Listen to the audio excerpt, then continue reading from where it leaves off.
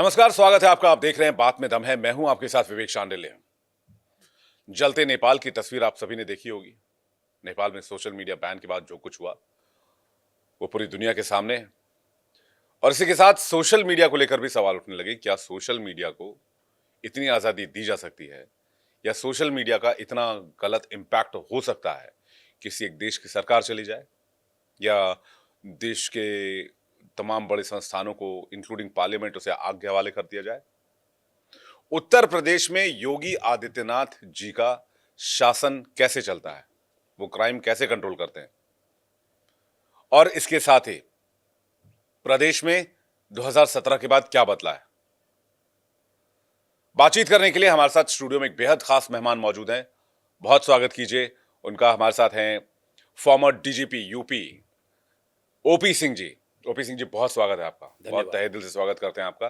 बहुत बहुत धन्यवाद। ओपी सिंह जी, सबसे पहले तो नेपाल चूंकि उत्तर प्रदेश के पड़ोस में आपका जाना आना भी रहा होगा, और नेपाल में जो तस्वीर अभी हमने देखी वहां पे सोशल मीडिया बैन के बाद जो स्थिति सामने आई है, वहां के लोग राजशाही की मांग दोबारा कर रहे हैं। कह रहे हैं 17 साल में 15 पीएम बदले हैं।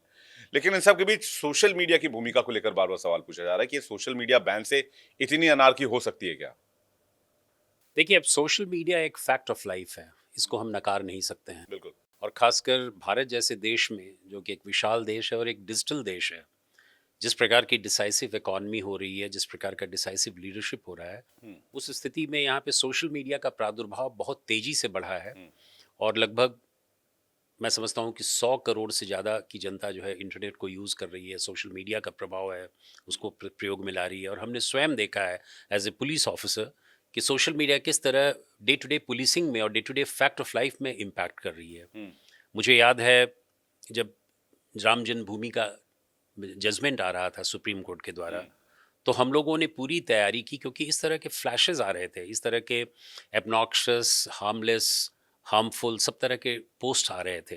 और सोशल मीडिया में व्हाट्सएप के कारण, फेसबुक के कारण बहुत सारे ऐसे माध्यम हैं जिसकी वजह से तनाव बड़ा की बढ़ता जाती जा सकता है। तनाव बढ़ता जाता था। मुझे याद है 2012 में भी जब किसी को मोबिलाइज करना होता था तो व्हाट्सएप ग्रुप में मोबिलाइज किया जाता था। हम्म। तो पुलिसिंग के लिए बहुत बड़ी चैलेंज है ये सोशल मीडिया का वो। और जहाँ नेपाल हमारा पड़ोसी देश है, एक बहुत ही प्रजातांत्रिक राज्य है, प्रजातांत्रिक देश है, हम्म। हमारे उससे ओपन बॉर्डर्स हैं, पोरस बॉर्डर्स हैं, कोई छूट नहीं है, कोई कुछ नहीं है। और मैं तो उस बॉर्डर डिस्ट्रिक्ट में रह चुका हूँ।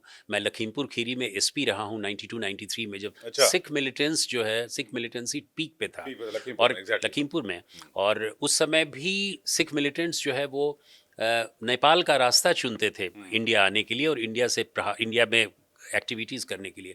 तो नेपाल हमारे लिए बहुत ही स्ट्रैटेजिकली बहुत इंपॉर्टेंट है। और अगर नेपाल में किसी भी प्रकार का अगर कोई अराजकता होती है, और ख़ासकर पॉलिटिकल माहौल वहाँ का बिगड़ता है, तो उसका बहुत इम्पैक्ट हमारे देश पर पड़ सकता है, और ख़ासकर हमारी इंटरनल सिक्योरिटी पे बहुत पड़ सकता है। आपने एक इंसिडेंट का जिक्र किया, उसके बारे में बताएंगे सर। राम जन्मभूमि का जब फैसला आ रहा तो क्या तैयारी की थी आपने सोशल मीडिया को कर्टेल करने के लिए, खास करके उन एलिमेंट्स को जो परेशान कर सकते थे, हार्म कर सकते थे, चैलेंज बन सकते थे लॉ एंड ऑर्डर के लिए? बिल्कुल सही कहा आपने।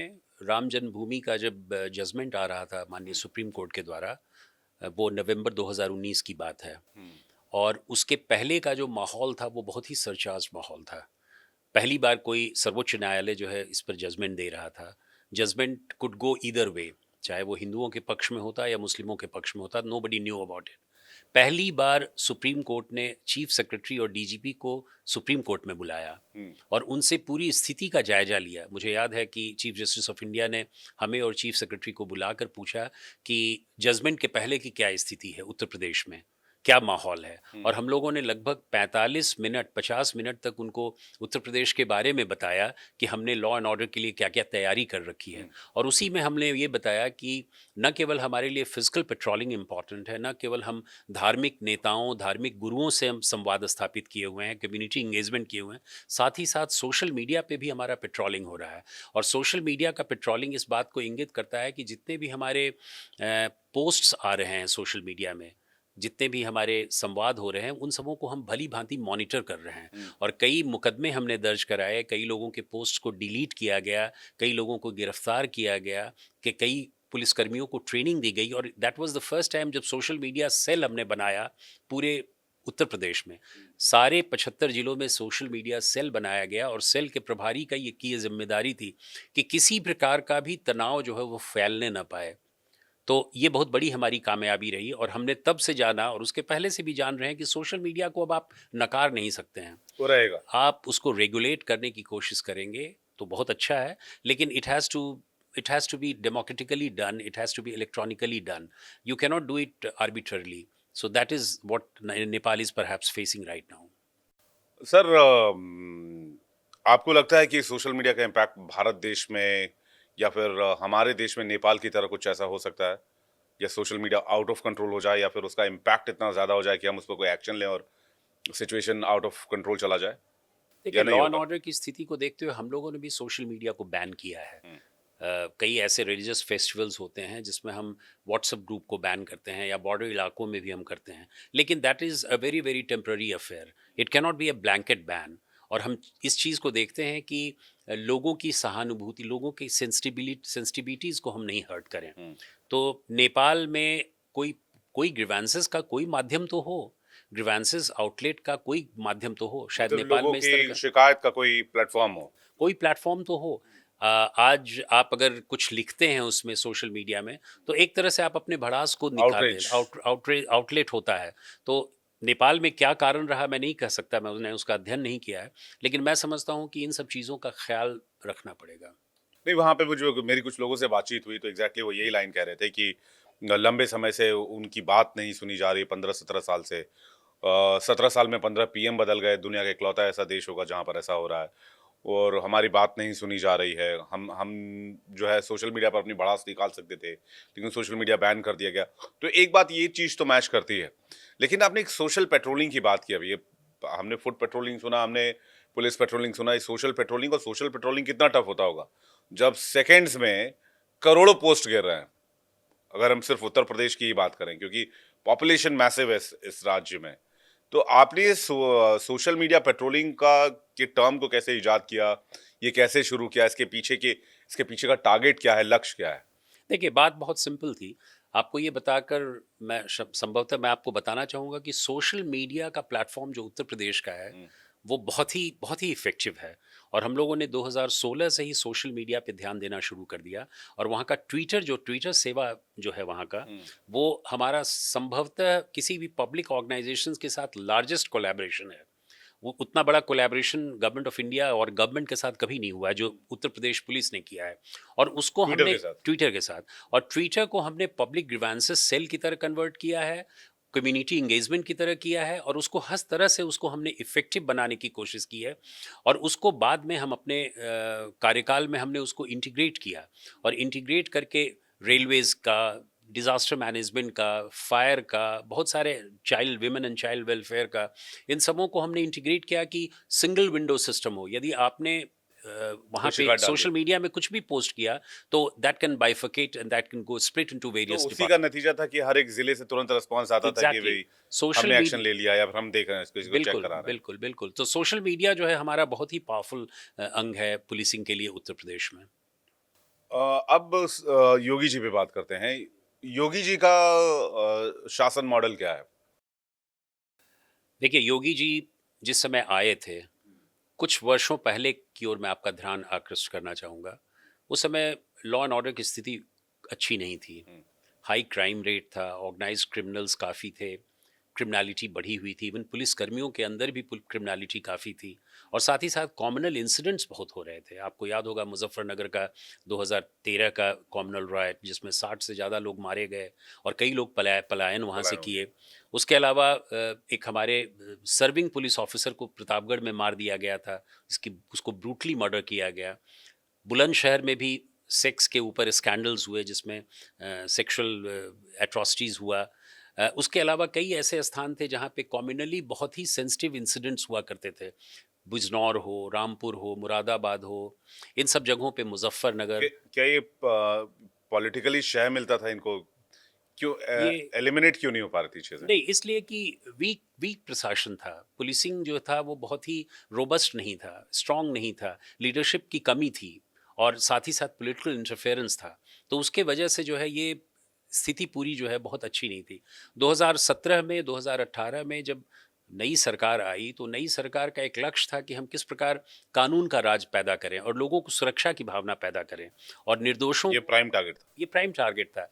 और बल्कि बल्कि आपने देखा होगा कि हर एक समय जो भी पॉलिटिशियंस होते हैं वो लॉ एंड ऑर्डर को बहुत बड़ा प्लैंक बनाते हैं और लॉ एंड ऑर्डर के आधार पर ही जीतते हैं, चाहे वो मायावती जी हों, कल्याण सिंह हों, मुलायम सिंह यादव जी हों, अखिलेश यादव हों या योगी आदित्यनाथ हों। इन लोगों ने लॉ एंड ऑर्डर को बहुत ही स्ट्रांग एक चुनौती देने की कोशिश की कि हम उसके कारण प्रदेश को एक सर्वांगीण विकास बनाने की कोशिश करेंगे।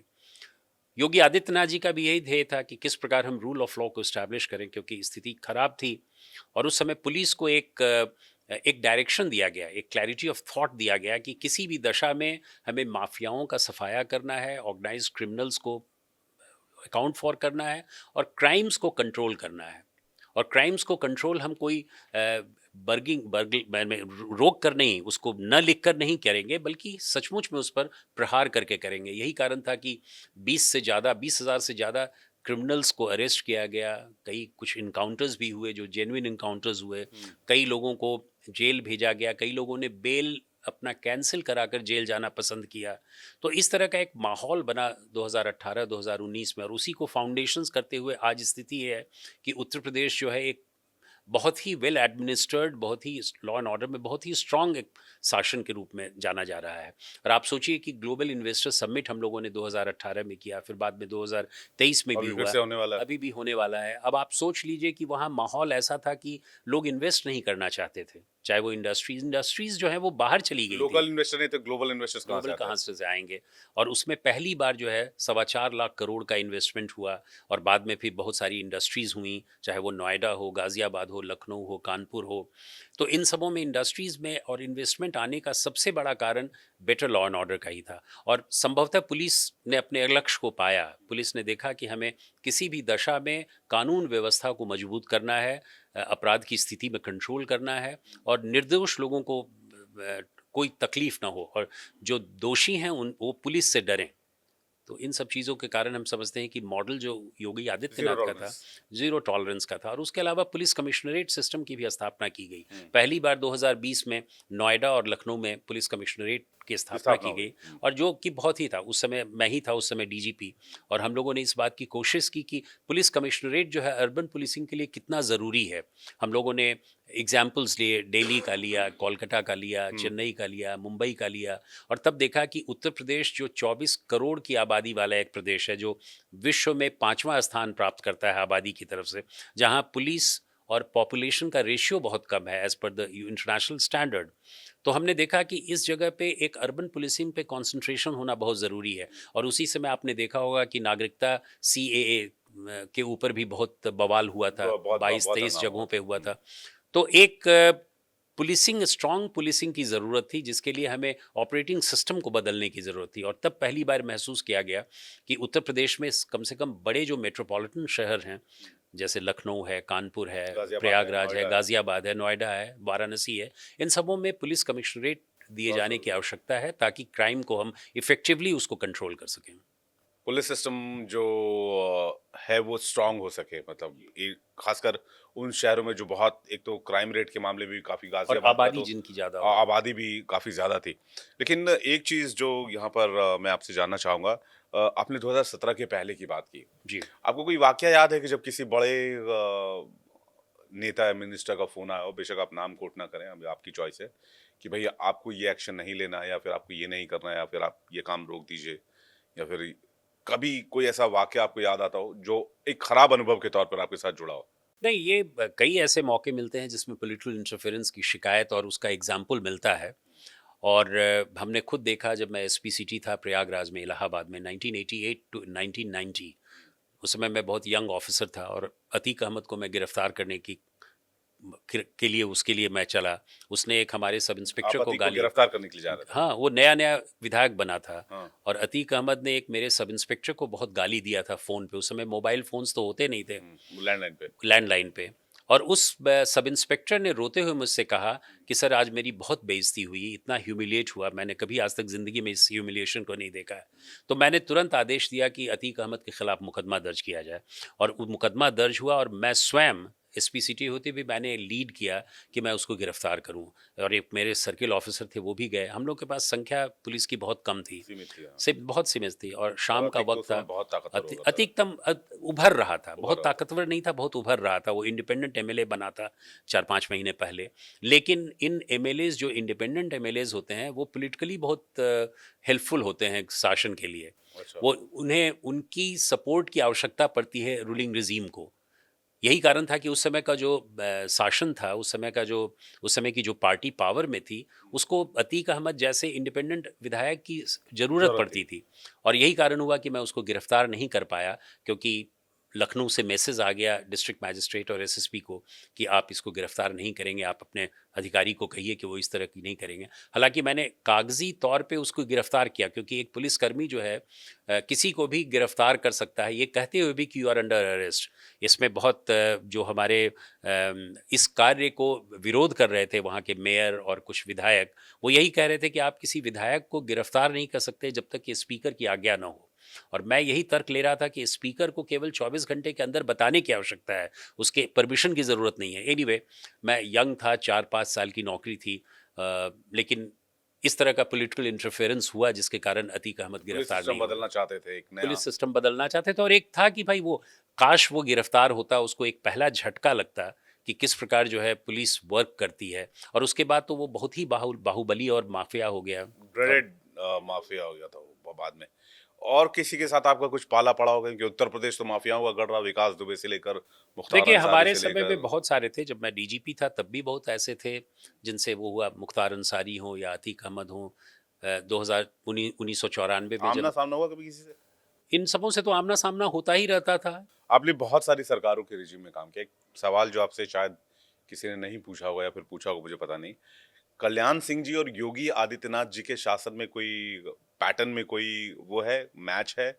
दोनों के काम करने का तरीका कैसा लगता है आपको? देखिए, दोनों बहुत अच्छे एडमिनिस्ट्रेटर माने जाते हैं। कल्याण सिंह का रिजीम जो है 1991 का, जब वो पहली बार मुख्यमंत्री बने, तो that was the golden period for administration, for UP administration. मुझे याद है, मैं उस समय एसपी था। एसटीएफ की स्थापना शायद उसी समय एसटीपी हुई। एसटीएफ की स्थापना उन्होंने की। श्री प्रकाश शुक्ला को उसी समय मारा गया। और एक एक बहुत ही हेल्दी एटमॉस्फेयर में एडमिनिस्ट्रेशन चल रहा था। तो एंड ही पुलिस को वाज खुली वेरी, छूट तभी मिली थी। पूरी छूट थी, और सख्त मिजाज के थे वो। एडमिनिस्ट्रेशन को चलाना जानते थे, वो एक कुशल प्रशासक थे। और उन्होंने ये समझा कि किस प्रकार प्रशासन चलाया जाता है। योगी आदित्यनाथ को उस प्रकार का अनुभव नहीं था। वो एमपी थे, जरूर थे, 5-6 बार एमपी रह चुके थे, लेकिन प्रशासन का अनुभव नहीं था। लेकिन उन्होंने बहुत जल्द ही बहुत जल्द ही उन्होंने एक कुशल प्रशासक के रूप में काम करना शुरू कर दिया। और यही कारण है कि ये कहना बड़ा मुश्किल है कि कल्याण सिंह और योगी आदित्यनाथ में कैसे कंपैरिजन किया कैसे जाए, कंपेयर? कैसे तुलना किया जाए। वर्क दोनों पैटर्न दोनों का सेम है, दोनों का वर्क पैटर्न बहुत लॉ एंड ज़्यादा ऑर्डर है। को दोनों लेकर। टफ थे लॉ एंड ऑर्डर में। दोनों बहुत सेंसिटिव थे पब्लिक ग्रीवेंसेस के प्रति। दोनों बहुत ही रिस्पॉन्सिव थे, आंसरेबल थे, डेमोक्रेटिकली इलेक्टेड पॉलिटिशियंस थे, और रूटेड टू द ग्राउंड थे। दोनों की जड़ें जो हैं वो ज़मीन से जुड़ी हुई हैं। इसलिए दोनों में बहुत समानताएं हैं, और दोनों के प्रशासन जो हैं बहुत अच्छे किस्म के रहे हैं। लेकिन अगर थोड़ा सा भी ज़्यादा नंबर दिया जाने की बात हो, तो योगी आदित्यनाथ ज़्यादा स्कोर कर पाते हैं, क्योंकि उनमें एक फर्मनेस है, एक डिसाइसिवनेस है, क्विकनेस है। और इकोनॉमिकली भी वो आगे जा रहे हैं। और बहुत उन्होंने जो जिस प्रकार का विकास किया है उत्तर प्रदेश में, डेवलपमेंट, एग्जैक्टली। डेवलपमेंट किया है, चाहे वो महिलाओं की सुरक्षा के लिए हो, शिक्षा पे हो, स्वास्थ्य पे हो, और फॉरेन डायरेक्ट इन्वेस्टमेंट पे हो। आज तक किसी ने ये नहीं सोचा कि एफडीआई कैसे आएगा। आज तक किसी ने इन्वेस्टमेंट के बारे में नहीं सोचा। हम लोगों ने कभी आज तक ये नहीं कहा कि किस प्रकार इंडस्ट्रीज़ को उनको बुलाया जाए। तो ये योगी आदित्यनाथ की कुशलता थी कि उन्होंने इस प्रकार का सोचा। और इस प्रकार के सोचने से ही आज ये है कि ईज़ ऑफ डूइंग बिजनेस जो है उसमें हम सेकंड रैंक पे आ गए हैं। बिल्कुल। उत्तर प्रदेश में काफ़ी इस प्रकार का माहौल अच्छा बना है। आपने किताब लिखी है जिसको मैं आज मेरे हाथ आई, ये किताब खाकी इन एक्शन।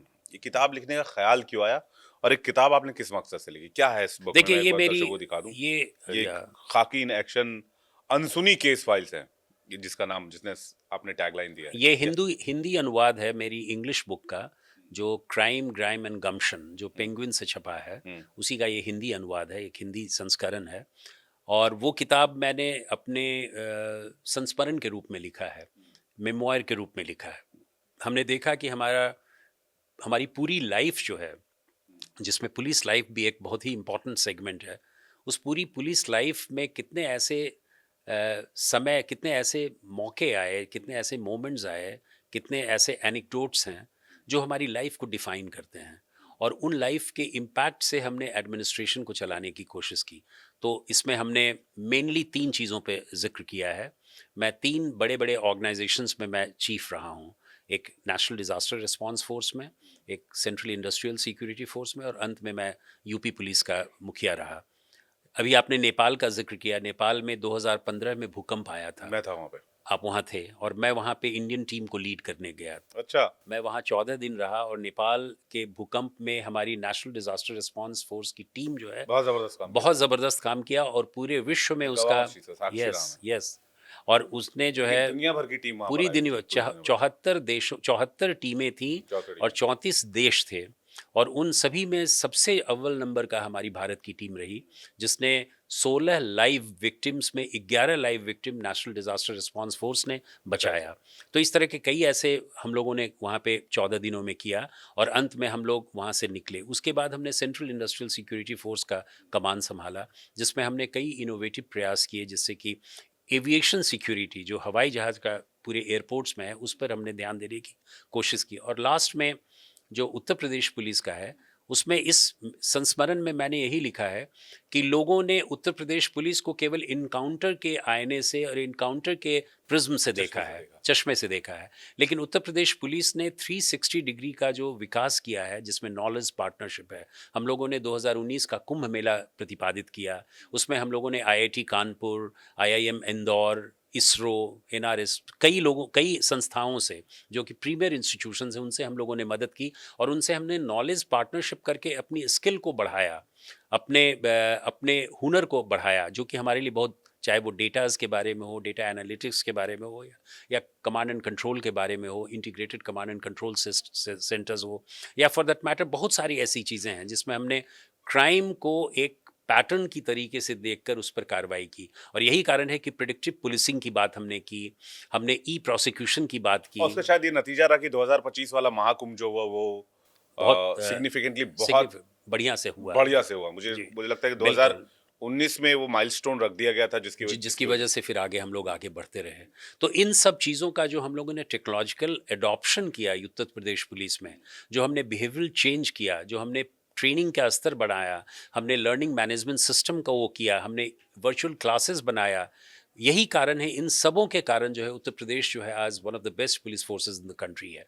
केवल इनकाउंटर की वजह से नहीं, केवल रूल ऑफ लॉ इस तरह अच्छा होने का कारण ये रहा कि सारे आयाम को, सारे मैनिफेस्टेशंस एंड डायमेंशंस को हमने आगे बढ़ाया, और सभी क्षेत्रों में, चाहे वो लॉ एंड ऑर्डर हो, चाहे वो इंस्टीट्यूशनल इम्प्रूवमेंट हो, ट्रेनिंग हो, बिहेवियरल चेंजेस हो, इंफ्रास्ट्रक्चर्स डेवलपमेंट हो, इन सबों में उत्तर प्रदेश की पुलिस ने काफ़ी काम किया, और ये उत्तर प्रदेश के पुलिस लीडरशिप की ही बदौलत हो पाया, और जिसका सारा सारा श्रेय जो है न केवल डीजीपीज़ को जाता है, बल्कि योगी आदित्यनाथ जी को भी जाता है, जिन्होंने इस प्रकार का एक फ्री हैंड दिया पुलिस को। Free hand not in a bad sense but good sense, कि वो पुलिस जो है आगे बढ़ सके। आपने 3 डिपार्टमेंट हेड किया, एनडीआरएफ, सीआईएसएफ और यूपी पुलिस, और 2020 में आप रिटायर हुए। उसके बाद कभी यूपी गवर्नमेंट के साथ काम करने का कोई मौका मिला? अगला टारगेट क्या है आपका? व्हाट देखिए, नेक्स्ट? मैं अब ज़्यादातर सोशल सेक्टर में काम कर रहा हूँ, और जैसा मैंने कहा कि बच्चों से रिलेटेड जितने भी सोशल क्राइम्स हैं, उस पे मेरा झुकाव है उसमें। इसीलिए इंडिया चाइल्ड प्रोटेक्शन में मैं सलाहकार के रूप में हूँ, और साथ ही साथ मैं रॉयल बैंक ऑफ स्कॉटलैंड में भी सलाहकार हूँ। लेकिन सबसे ज़्यादा ज़रूरी है कि एक इंडियन पुलिस फाउंडेशन एक थिंक टैंक है, जो 10 साल से चला आ रहा है, और पुलिस रिफॉर्म्स, पर्टिकुलरली किस प्रकार हम पुलिस की व्यवस्था में सुधार लाएं, और ये सुधार जो है एविडेंस बेस्ड पुलिसिंग की तरफ जाए, जिसमें कि पॉलिसी एडवोकेसी हो सके, कैपेसिटी बिल्डिंग हो सके। इन सबों को मद्देनज़र रखते हुए इस थिंक टैंक का निर्माण किया गया है, और ये पिछले 10 सालों से बहुत सी चीज़ों में काम कर रहा है और सबसे बड़ा फ्लैगशिप हमारा है कि हम इंटरनल पुलिस रिफॉर्म्स की बात कर रहे हैं। हम 3 राज्यों पंजाब, तेलंगाना और तमिलनाडु, इन तीनों में हम उन सब चीज़ों पर काम कर रहे हैं जो स्ट्रक्चरल इनोवेशंस जो गवर्नमेंट कर सकती है, जिसमें काफ़ी वक्त लग सकता है, लेकिन बहुत छोटी छोटी ऐसी भी चीज़ें हैं जो हम रिफॉर्म्स में ला सकते हैं, जो हमारे पुलिस लीडरशिप के अंदर होता है। तो उन सब चीज़ों में जो बेस्ट प्रैक्टिसेस होता है उसके ऊपर हम काम कर रहे हैं और आने वाले समय में 1 साल 2 साल में उस पर हमारी रिपोर्ट आएगी। और साथ ही साथ छोटी-छोटी हम चीज़ों पे, अब जैसे हमारा एक कॉन्फ्रेंस होता रहता है, चाहे वो साइबर क्राइम पे हो या चाइल्ड एंड वुमेन वेलफेयर पे हो या विमेन सेफ्टी पे हो, हम स्टेक होल्डर्स की मीटिंग करते हैं। तो हमारा पूरा अभी झुकाव या पूरा प्रयास जो है वो थिंक टैंक के ऊपर है, ताकि हम भारत की पुलिस की व्यवस्था में और सुधार ला सकें। एक लास्ट सवाल आपसे पूछूंगा सर, जो मैं पूछना चाहता हूँ आपसे। पुलिस के लिए सिंपैथी लोगों के दिल में बहुत कम होती है, और जो पुलिस वाले होते हैं उनके ऊपर प्रेशर बहुत ज़बरदस्त होता है। मतलब सोसाइटी का प्रेशर होता है, पॉलिटिकल प्रेशर होता है, पब्लिक प्रेशर होता है। इसके अलावा जो खुद के हायरार्कीज़ में ऊपर के जो ऑफिसर्स होते हैं उनका प्रेशर होता है। एक पुलिस वाला कितने प्रेशर में काम करता है, और फिर भी उसके लिए सोसाइटी में सिंपैथी की कमी है। ये बहुत बड़ा चैलेंज है मुझे लगता है आज, देखिए, और बहुत ही इसमें मौलिक, रिफॉर्म कैसे आएगा? बिल्कुल सही आपने कहा और I am so happy that as a citizen you are asking this. Actually police जो है एक थैंकलेस जॉब है और पुलिस बहुत ही कॉम्प्लिकेटेड, एक बहुत ही उसकी परेशानियां बहुत हैं। लेकिन पुलिस की परेशानियां को जनता समझ नहीं पाती है। ये बात सही है कि हम में बहुत कमियां हैं, लेकिन हर एक पुलिसकर्मी जो है बेईमान हो, हर एक पुलिसकर्मी जो है वो गलत काम कर रहा हो, ये भी सोचना गलत है। इसलिए ज़रूरी है कि हम पुलिस और जनता के बीच जो विश्वास है, उस कमी को हम दूर करें। और यही कारण है कि सबसे बड़ा कारण है कि ट्रस्ट डेफ़िसिट जो है, वो हम में ना हो। और इसके लिए ज़रूरी है कि हम दोनों के बीच संबंध अच्छे बने, प्रोफ़ेशनलिज़्म, व्यावसायिक दक्षता पुलिस की बढ़े, पुलिस की कठिनाइयों को, समस्याओं को समझा जाए, सरकार भी बजटरी एलोकेशंस करे ताकि पुलिस को सुविधा मिल सके। आप सोच लीजिए कि समाज के हर एक अंग में पुलिस की भूमिका इम्पैक्ट डालती है। अगर आज आपका इकोनॉमिक डेवलपमेंट भी हो रहा है तो उसमें पुलिस की भूमिका है। केवल लॉ एंड ऑर्डर में ही नहीं है, सभी चीज़ों में है। तो पुलिस जो है एक ओमनी प्रेजेंस के रूप में काम कर रही है, तो ज़रूरी है कि हम पुलिस को एक ड्यू शेयर दें। और वो ड्यू शेयर इसलिए दें कि उनकी ट्रेनिंग पे ध्यान दिया जाए, उनके इंफ्रास्ट्रक्चर पे ध्यान दिया जाए, उनके रहने की व्यवस्था पे ध्यान दिया जाए, उनके जो इनका उनका इकोसिस्टम है उसको सुधारा जाए, तभी हम पुलिस को एक बढ़िया क्या कोई एक ऐसा स्वरूप में। राज्य है ऑफिसर, जहां पर पब्लिक पुलिस रेशियो जो है वो जो अनुपात तय है वर्ल्ड स्टैंडर्ड और अपनी कंट्री के स्टैंडर्ड के हिसाब से, वो मेंटेन है? भारत में तो सब जगह कमी है, लेकिन बहुत सारे ऐसे राज्य हैं जैसे तमिलनाडु है, महाराष्ट्र है, तेलंगाना है, आंध्रा है। ये सब सचमुच में उन्होंने बहुत तरक्की की है। उनके बेस्ट प्रैक्टिसेस जो हैं बहुत अच्छे हैं। हमारा राज्य जो उत्तर प्रदेश है वो बहुत बहुत सालों से ये पीछे रह गया। अब हम लोग उस पर काम कर रहे हैं और हम अब अच्छा कर रहे हैं। जैसे हमारा यूपी 112 जो है इंडिया का one of the best, in fact the best है, इमरजेंसी मैनेजमेंट सिस्टम। तो हम उस पर अब काम कर रहे हैं, पिछले 6-7 सालों से 8 सालों से हम उस पर कर रहे हैं। लेकिन हमने बहुत समय गँवा दिया। जहाँ इन राज्यों ने बहुत तरक्की की, वहाँ हमने तरक्की नहीं किया और उसका बहुत बड़ा कारण है कि हमारे पॉलिटिकल लीडरशिप ने इस ओर ध्यान नहीं दिया और उन्होंने पुलिस को इकोनॉमिक डेवलपमेंट से नहीं जोड़ा। उन्होंने समझा कि पुलिस एक सिर्फ स्ट्रैटेजिकेटेड पुलिसिंग के लिए, पुलिसिंग पेट्रोलिंग के के लिए, लिए? पेट्रोलिंग के लिए है, जबकि वो हम अगर नेशनल डेवलपमेंट का एक हिस्सा समझकर समझते, तो शायद हम पुलिस पे ज़्यादा ध्यान दे पाते। आपसे बातचीत करने में इतना अच्छा लग रहा है, और मन तो नहीं कर रहा कि इस बातचीत को रोका जाए, लेकिन फिर भी समय की पाबंदी है। कहानियाँ और पुलिसिंग, और ये मुझे लगता है कुछ ऐसी चीज़ें हैं जिसके बारे में सोसाइटी में बहुत कम लोगों में बातचीत है। इनफैक्ट अभी के डिजिटल दौर में भी इतनी चीज़ें होती है, लेकिन आज भी पुलिसिंग को लेकर कुछ बातचीत हो, कि भाई पुलिसिंग कैसे वर्क करते हैं, कितने प्रेशर में होते हैं, कितना प्रॉब्लम झेल रहे होते हैं, कितनी परेशानियाँ हो रही होती हैं। अगर इस बारे में खुलकर बातचीत की जाए, तो मुझे लगता है बहुत सारी ऐसी चीज़ें हैं जो जानने के लिए हैं, जिस पर बातचीत की जा सकती है।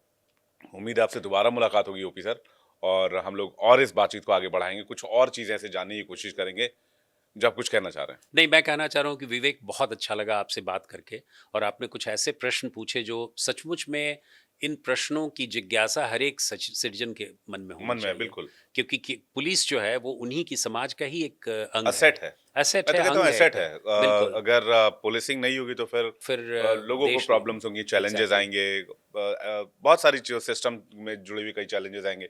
लेकिन एक पुलिसिंग कैसे करता है ये बड़ा इंपॉर्टेंट है। मैं इस मुद्दे पर आगे फिर कभी आपसे जल्दी समय लेकर बातचीत करने की कोशिश करूंगा। फिलहाल बहुत शुक्रिया सर हमसे बातचीत करने थैंक के लिए, यू अपना सो कीमती मच। वक्त देने थैंक के यू लिए बहुत विवेक। बहुत धन्यवाद। तो थे वो हमारे साथ यूपी के फॉर्मर डीजीपी ओपी सिंह जी, जिन्होंने नेपाल से लेकर योगी जी के शासन से लेकर कल्याण सिंह के शासन से लेकर अपने कार्यकाल से लेकर और तमाम चीजों के बारे में उन्होंने विस्तार से बताया। उम्मीद है बातचीत आपको पसंद आई होगी। अगर इस कंटेंट को आप डिजिटल प्लेटफॉर्म पर देख रहे हैं तो कमेंट सेक्शन में जाकर जरूर लिखिएगा कि आपको ये शो कैसा लगा।